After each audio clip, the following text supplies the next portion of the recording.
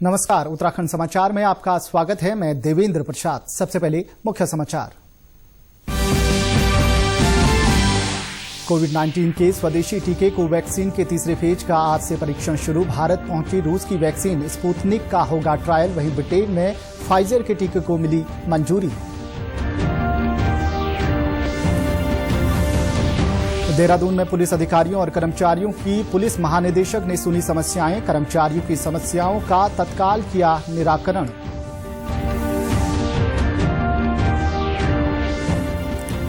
HIV संक्रमित लोगों के लिए राहत भरी खबर। एम्स ऋषिकेश में एड्स के इलाज के लिए ART क्लिनिक की निःशुल्क सुविधा हुई शुरू। और चमोली जिले के विष्णुप्रयाग और बलदुड़ा गांव में आतंक का पर्याप्त बन चुके गुलदार को वन विभाग ने किया रेस्क्यू। देहरादून एयरपोर्ट पर घुसे गुलदार को वन विभाग ने पकड़ा। अब समाचार विस्तार से। आज से कोविड-19 के स्वदेशी टीके कोवैक्सीन के तीसरे फेज का परीक्षण देश के विभिन्न स्थानों में किया जा रहा है। रूस द्वारा विकसित स्पुतनिक कोरोना वैक्सीन आज भारत पहुंच गई है। भारत में इसका ट्रायल किया जाएगा। वहीं ब्रिटेन दुनिया का पहला ऐसा देश बन गया जिसने कोरोना के टीके को इस्तेमाल की मंजूरी दे दी है। अगले हफ्ते से टीकाकरण शुरू हो जाएगा। इंग्लैंड की स्वास्थ्य नियामक एजेंसी ने बताया है कि ये टीका 95% तक सुरक्षा प्रदान करता है। इस टीके का विकास अमेरिकी दवा कंपनी फाइजर और जर्मनी की दवा कंपनी बायोनोटेक ने मिलकर किया है। उम्मीद है इस वर्ष कंपनी 5 करोड़ और अगले वर्ष 1 अरब 30 करोड़ टीकों का उत्पादन करेगी। कोरोना संक्रमण के बढ़ते मामलों से प्रशासन एक बार फिर से सतर्क हो गया है। चंपावत जिले में प्रशासन ने सैंपलिंग को बढ़ाने का फैसला लिया है। जिले के प्रवेश द्वार बनबसा सहित टनकपुर, चंपावत, लोहाघाट और ग्रामीण क्षेत्रों में जगह जगह स्वास्थ्य विभाग की टीम गठित करने के साथ ही सैंपलिंग की जा रही है। पिछले हफ्ते लोहाघाट में उप जिलाधिकारी कार्यालय और भारतीय स्टेट बैंक के 7 कर्मचारियों में कोरोना संक्रमण की पुष्टि हुई थी, जिसके बाद दोनों कार्यालयों को 48 घंटे के लिए सील किया गया था। वहीं मुख्य चिकित्सा अधिकारी डॉक्टर RP खंडूरी ने बताया कि जिले में कोरोना संक्रमण की सक्रियता के चलते सैंपलिंग बढ़ा दी गई है। उन्होंने कहा कि जिले में अभी तक 63,000 से अधिक लोगों की सैंपलिंग की गई है। वर्तमान में हमारे जो है 1357 पॉजिटिव केसेस हमारे पास अब तक के हैं। उनमें से 1210 स्वस्थ हुए हैं और जो नए संक्रमित हैं वो हमारे पास आज के दिनांक में 10 है। 7 हमारे तहसील जो कार्मिक थे लोहाघाट के वो संक्रमित हुए, उनको हमने आइसोलेट करके होम आइसोलेशन में रखा गया। और संक्रमण को दृष्टिगत रखते हुए टनकपुर में हमने जगपुड़ा बैराज एवं टनकपुर बनबसा बैराज में हमने अपनी MRP पोस्ट को सक्रिय किया है। वहां प्रतिदिन हम सैंपलिंग 200 से 250 के आसपास कर रहे हैं। वहीं लोहाघाट एवं चंपावत में भी सैंपलिंग हमने ग्रामीण दूरस्थ क्षेत्रों में हमने बढ़ाई है। पुलिस लाइन देहरादून में पुलिस अधिकारियों और कर्मचारियों का आज एक सम्मेलन आयोजित किया गया, जिसमें नवनियुक्त DGP अशोक कुमार ने पुलिस विभाग के कार्यों की समीक्षा के साथ जरूरी दिशा निर्देश दिए। सम्मेलन में DGP ने सबसे पहले पुलिसकर्मियों की समस्या, विशेष रूप से ट्रांसफर अटैचमेंट पर चर्चा की। इस मौके पर उन्होंने कर्मचारियों की इच्छा अनुरूप तत्काल तैनाती पर फैसला ऑन द स्पॉट किया। इससे पुलिस कर्मियों में खुशी का माहौल दिखा। DGP अशोक कुमार ने कहा कि पुलिस जवानों का तनाव कम करने को लेकर वो प्रयास करेंगे। पुलिस जवान के बच्चों की शिक्षा और स्वास्थ्य पर खास ध्यान दिया जाएगा। वहीं नशा मुक्त उत्तराखंड को लेकर भी पुलिस विभाग व्यापक अभियान चलाएगा। उन्होंने सबको टीम भावना से काम करने की सीख दी। ड्यूटियां बहुत कठिन है और एट एन एवरेज पूरे इंडिया का जो सर्वे है कि पुलिस की एवरेज वर्किंग आवर्स 13 आवर्स, तो उसको देखते हुए वो हमेशा नॉर्मली तनाव में रहता है।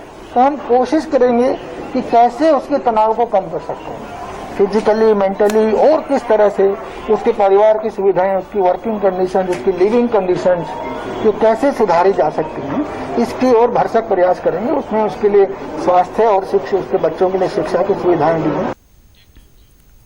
HIV संक्रमित लोगों के लिए राहत भरी खबर है।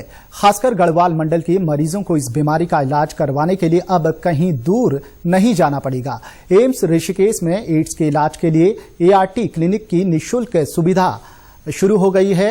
एम्स ऋषिकेश में एंटी रेट्रोवायरल थेरेपी सेंटर खुल गया है। इसका संचालन सप्ताह के 5 दिन यानी कि सोमवार से शुक्रवार तक किया जाएगा। इसका पंजीकरण एम्स के जनरल मेडिसिन विभाग में होगा। एम्स के निदेशक प्रोफेसर रविकांत ने सेंटर का उद्घाटन करते हुए कहा कि HIV संक्रमण का मतलब जीवन का अंत नहीं है। उचित चिकित्सीय देखभाल से संक्रमित व्यक्ति लंबे समय तक स्वस्थ जीवन जी सकता है। उन्होंने कहा, राष्ट्रीय एड्स नियंत्रण संगठन नाको द्वारा मान्यता मिलने के बाद एम्स में खोले गए ART सेंटर में HIV संक्रमित व्यक्ति की जांच, उसकी काउंसलिंग तथा दवा आदि की सभी सुविधाएं निःशुल्क उपलब्ध करवाई जा रही हैं। हमारे पास इन सभी सुविधाएं अब उपलब्ध हैं। किसी भी मरीज की हम लोग लेबोरेटरी में जांच कर सकते हैं, उसकी सही काउंसलिंग कर सकते हैं, उसको सही दवा दे सकते हैं और फॉलोअप में जो हमारे यहाँ रजिस्टर होंगे उनको नाको की मदद से पूरी तरह दवा मुफ्त मिलेगी। और पूरे ऋषिकेश और आसपास के बहुत बड़े इलाके के लिए अब उनको कहीं इधर उधर नहीं जाना पड़ेगा। पूरे एड्स का ट्रीटमेंट फ्री मिलेगा। गौरतलब है कि गढ़वाल मंडल के पर्वतीय जिले उत्तरकाशी, टिहरी, रुद्रप्रयाग, चमोली और पौड़ी के HIV संक्रमित मरीजों को इलाज के लिए पहले देहरादून या हल्द्वानी जाना पड़ता था। गढ़वाल मंडल के आयुक्त रविनाथ रमन ने हरिद्वार के मेला नियंत्रण भवन में 2021 में आयोजित हो रहे महाकुंभ के स्थायी और अस्थायी निर्माण कार्यों की समीक्षा बैठक ली। बैठक के दौरान उन्होंने ऋषिकेश के आस्था पथ पर बाढ़ नियंत्रण कार्य के तहत कार्य योजना बनाने के निर्देश दिए। उन्होंने 1000 बेड के अतिरिक्त कोविड सेंटर हॉस्पिटल के लिए विकल्प के तौर पर पतंजलि से वार्ता करने के भी निर्देश दिए। आयुक्त ने बताया कि कुंभ के आयोजन के तहत किए जा रहे स्थायी कार्यों को इस महीने के अंत तक पूरा कर लिया जाएगा। इसके अलावा उन्होंने अस्थायी प्रकृति के कार्यों को भी कुंभ आयोजन से पहले पूरा होने की बात कही। देखिए, उसमें जो कोविड है, कोविड के दृष्टिगत भी इसमें जो निर्देश आए हैं, इन निर्देशों के अनुसार जो कार्रवाइयां करनी है, भारत सरकार की इसमें निर्देश है, विभिन्न न्यायालयों के इसमें निर्देश हैं, तो उसके अनुसार ही सारी कार्रवाई की जा रही है। अभी 1000 बेड के लिए कोविड हॉस्पिटल का भी एक प्रबंध इसमें किया जा रहा है। अस्थायी हॉस्पिटल का 150 बेडेड हॉस्पिटल है, उसका भी प्रबंध किया जा रहा है। उसके अलावा भी जो सोशल डिस्टेंसिंग है, मास्क है और जो अन्य जो सावधानियां रखनी है, जो बायोमेडिकल वेस्ट है उसके प्रॉपर डिस्पोजल की व्यवस्था करनी है, साफ सफाई है, सैनिटेशन है, तो उन सब का भी प्रबंध इसमें किया गया है। नैनीताल जिले में अब महिलाओं की समस्याओं का त्वरित निस्तारण करने के लिए हर थाने और कोतवाली में महिला डेस्क की स्थापना होगी। SSP सुनील कुमार मीणा ने बताया कि महिलाओं की समस्याओं को ध्यान में रखते हुए ये निर्णय लिया गया है। उन्होंने कहा कि डेस्क में महिला पुलिस सब इंस्पेक्टर के अलावा महिला चेता पुलिस की भी तैनाती होगी। इससे महिला फरियादियों को इधर उधर नहीं भटकना पड़ेगा। वो अपनी समस्याओं को सीधे महिला पुलिसकर्मियों को बता पाएंगी। महिला हेल्पलाइन को हम लोग रिनोवेट कर रहे हैं और महिलाओं के लिए एक स्पेशली रूम बना के, और ताकि उनको किसी तरह की शंका थाने में आने पे ना हो, उसके लिए हम लोगों ने ये तय किया हर थाने में एक महिला हेल्प डेस्क बनाई जाएगी। वो एक सेपरेट रूम होगा जिसमें सारी सुविधाएं उनके रहेंगी और उनकी सुनवाई के लिए स्पेशली महिला कर्मचारियों को नियुक्त किया जाएगा जो हमारी महिला चीता के साथ मिलकर काम करेंगे। नैनीताल जिले के रामनगर में एक बार फिर से 3 तलाक का मामला प्रकाश में आया है। पुछड़ी गांव की निवासी ने अपने पति और ससुराल वालों पर दहेज की मांग पूरी न होने पर 3 तलाक देने की शिकायत पुलिस थाने में दर्ज कराई है। वहीं मामला प्रकाश में आने के बाद राज्य महिला आयोग की उपाध्यक्ष सायरा बानो भी रामनगर की कोतवाली में पहुंची, जहां उन्होंने पुलिस से इस मामले में मुकदमा दर्ज करने और 3 तलाक के कानून के तहत कार्रवाई करने के निर्देश दिए। शिकायत मिलने के बाद पुलिस ने मुकदमा दर्ज कर विवेचना शुरू कर दी है। ये 3 तलाक का मामला आया है। ये गुलिस्ता रामनगर का है, पुछड़ी का है और इसके पति जो है गुलफाम है, उन्होंने इनको 3 तलाक दे दिया है और मेरे सामने एक्सेप्ट किया है। और मैंने मतलब मेरे पास इन्होंने एप्लीकेशन दी है गुलिस्ता ने, और मैंने इनके पति को बहुत समझाने की कोशिश की। मैं तो चाहूँगी ये जो कानून बना है, बिल बना है, बस लोग फॉलो करो और वो जेल के सलाखों के पीछे आए। गुलिस्ता महिला आयोग के उपाध्यक्ष के साथ थाने पे उपस्थित आई है, जिसके द्वारा अवगत कराया गया कि उसके पति के द्वारा उसे 3 तलाक दिया गया है। इस संबंध में उसके द्वारा तहरीर दी गई है, जिसमें अभियोग पंजीकृत किया जा रहा है। बाद विवेचना इसमें जो आवश्यक कार्रवाई की जाएगी। चमोली जिले के विष्णुप्रयाग और बलदोड़ा गांव में विगत एक माह से आतंक का पर्याय बन चुके नरभक्षी गुलदार को वन विभाग ने पिंजरे में कैद कर लिया है, जिससे ग्रामीण अब राहत महसूस कर रहे हैं। बताते चलें कि विष्णुप्रयाग और बलदोड़ा के आसपास गुलदार के आतंक से ग्रामीण भय में जीवन व्यतीत कर रहे थे। बाघ के हमले से 2 लोगों को अपनी जान भी गंवानी पड़ी थी, जिसके बाद वन विभाग नरभक्षी गुलदार को पकड़ने का प्रयास कर रहा था। लंबे समय से गुलदार को पकड़ने के लिए वन विभाग ने पिंजरे भी लगाए हुए थे। मेरे स्टाफ ने, जो गोविंद घाट का स्टाफ है, इन्होंने बड़ी मशक्कत के साथ और पेका गांव के कुछ लोगों के सहयोग से इस बाघ को सवेरे 10:10 पर पिंजरे में डाला है और इस समय वो पिंजरे के अंदर है और इसको जो है चारों तरफ से बंद कर दिया जा रहा है। वहीं देहरादून एयरपोर्ट पर गुलदार के आ जाने से हड़कंप मच गया। वन विभाग की टीम को 8 घंटे की कड़ी मशक्कत के बाद गुलदार का रेस्क्यू करने में कामयाबी हासिल हुई। वन विभाग के अनुसार गुलदार की उम्र 1 से 1.25 साल के बीच है। इस बीच डोईवाला के ग्रामीण क्षेत्र दुधली में गुलदार दिखने से दहशत है। पिछले कई दिनों से बड़ोवाला के साथ सिमलास ग्रांट नगर ज्वालापुर में गुलदार का आतंक बना हुआ है। ग्रामीणों ने बताया कि गुलदार पालतू कुत्तों को निशाना बना रहा है, जिससे लोगों में भय बना हुआ है। लच्छीवाला रेंज के अधिकारी घनानंद उंजियाल ने बताया कि वन विभाग की टीम लगातार क्षेत्र में गश्त कर रही है। गुलदार की लोकेशन मिलते ही उसे रेस्क्यू किया जाएगा।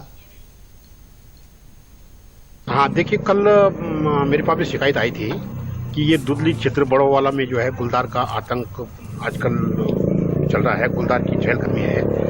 तो हमने वहाँ पे स्टाफ की तैनाती कर दी है और वहाँ पर पूरी गश्त की जा रही है। लोग, हमारा जो स्टाफ है वो सशस्त्र गश्त कर रहा है और वहाँ पे लाइट व्यवस्था, पटाखे वगैरह उसको छोड़ने के लिए पूरी व्यवस्था की जा रही है।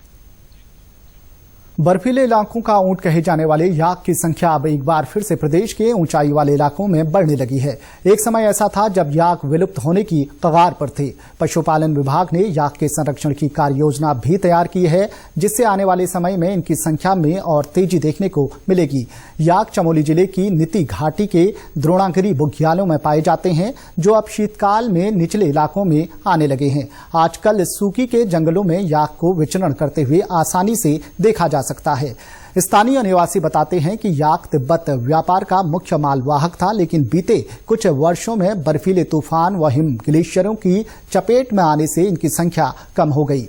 जिला मुख्य पशु चिकित्सा अधिकारी डॉक्टर शरद भंडारी ने बताया कि अभी जिले में 11 याक हैं, जिनमें 7 मेल और 4 फीमेल याक हैं। सिक्किम, भूटान की तरह चमोली जिले के द्रोणागिरी के बुग्यालों में याक का परिक्षेत्र बनाया गया है। पशुपालन विभाग याक के संरक्षण की योजना पर भी कार्य कर रहा है। अभी स्थानीय स्तर पे इसके कुछ अंशदान पे डिमांड भी आई है, तो इन सब स्थितियों को देखते हुए हमने ये कार्यक्रम बनाया कि क्यों ना इनको एक प्रॉपर इनको रखने के इनके रहन सहन, इनको रहने खान पान के लिए बाड़ा, सुसज्जित बाड़ा बनाया जाए, जिसमें ये रह सकें और इनकी अच्छी ब्रीडिंग हो सके। उत्तराखंड के समाचारों में बस इतना ही। चलते चलते मुख्य समाचार एक बार फिर। कोविड-19 के स्वदेशी टीके कोवैक्सीन के तीसरे फेज का आज से परीक्षण शुरू। भारत पहुंची रूस की वैक्सीन स्पुतनिक का होगा ट्रायल। वहीं ब्रिटेन में फाइजर के टीके को मिली मंजूरी।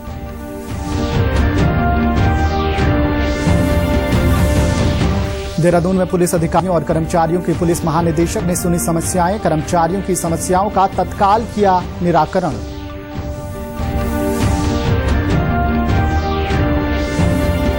HIV संक्रमित लोगों के लिए राहत भरी खबर। एम्स ऋषिकेश में एड्स के इलाज के लिए ART क्लिनिक की निःशुल्क सुविधा हुई शुरू।